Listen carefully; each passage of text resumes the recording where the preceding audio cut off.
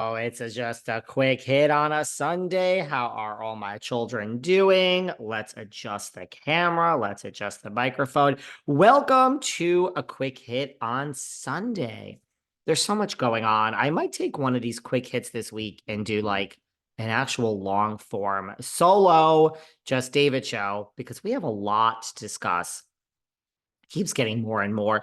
You know, Nothing on our Kenya, our little Kenya, our Kenya Lita.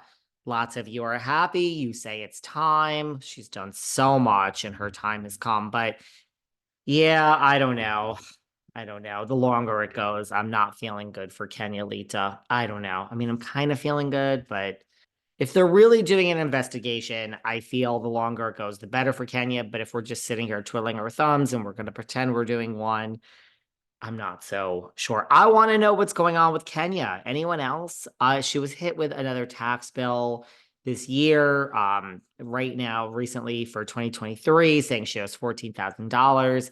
I don't know if this is just an oversight. I mean, not to make light of money and have no sense of how the real world lives, but I mean, Kenya's salary for this next season was, I imagine, like $1 million. So she could afford $14,000 in tax. Pay your bills, girl. Don't live above your means. Mark Daly was just ordered. The divorce is over. He was ordered to pay 2,000 a month in alimony, 1,000 in child support, or the opposite, 1,000 in alimony, 2,000 in child support. Far cry from Sutton Strax. 300,000 coming in every month, but Kenya, you got 3,000. Good luck with that. And it's not the first time she's had tax problems. In 2018, they found out that she owed $150,000 from 2016. So you know how I feel about people living above their means. Pay your bills. It's not worth it. I want to know what's going on with my Kenya Lita and Kandi, Kandi, Kandi. Kandi, Kandi, Kandi, I can't let you go. My girl, Kandi, one of my favorites. You all said Kandi was boring. I love my Kandi. Um, she has spoken out in defense of Kenya. She did an interview and she said, it's housewives. Like, what are the rules? Someone claps at you, you clap back. It's that simple. The pictures were already out there. So Kandi has come out in defense of our Kenya Lita, and I say bravo. I'm here to defend our Kenya Lita. I don't want Kenya to be fired. I really don't. I just think from an HR point of view, if you're working in an office right now and you went to work tomorrow and you turned the key and there were pictures all over the freaking office of you on your knees with knee pads sucking a dick, whoever put those pictures up would be fired. So considering this is a workplace, I think Kenya is going to be fired, but I hope I am wrong. God, you're getting me riled up on a Sunday, people. I love you, Kandi, for defending Kenya. I love my Kenya. I just want to know what's going on. Louis.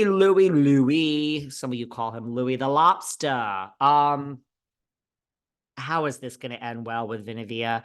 I mean, you guys are in the weeds. I mean, if I cared, everyone thinks I have a hard on for Trey.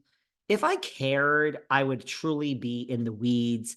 I don't want to read all these court documents and shit. Just fucking summarize it. He's been accused of, fraudulent activities, a relationship to Vinivia. He says he didn't have any relationships to the company or this guy. I don't really care to read all this stuff. Does anyone else want to read it? But I just don't see how this is going to end well. He's still denying any involvement. Teresa is so, you have to kind of respect her for just falling in love and blindly following her man. She was raised old school.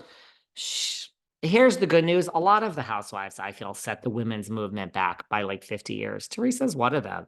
It's like, really? And don't get me wrong, my heart will break. Y'all think I'm a nasty bitch. My heart will break if Teresa ends up back in the same place. I don't think she's going to end up back in jail. But if her man ends up back in jail, literally, no shade, my heart will break. That, like, you can't, it's not even a Greek tragedy. You can't make this shit up. Fool me once, I'm an asshole. Fool me twice. No, what is it? Fool me once, you're an asshole. Fool me twice, I'm the asshole. Yeah. I don't know. New Jersey is going. Anyone else kind of excited about the long, indefinite or long pause New Jersey's about to go on? 6 more weeks. I'm kind of excited. It's time to move on, guys. Thank God we cover other things on this podcast. I want to talk about Jax. Ooh, it was, a few weeks ago, he was tied to this woman, Paige Woolen, who kind of to me looks like a part Kourtney Kardashian, part Khloe, part Kim. I mean, the chest is so big and it's that curved waist. She's pretty, but I mean, man, could not be further from Britney. He denied any involvement with this woman, Paige Woolen. He was tied to Lori, the publicist. So, Jax also is so in on it because do you know how he posted recently during the Valley finale? Like, why don't you ask Britney where she's been sleeping the past 4 months?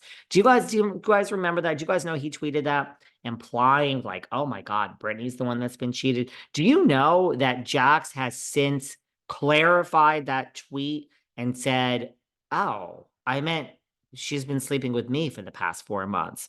So this guy knows what he's doing. Okay. That's my point.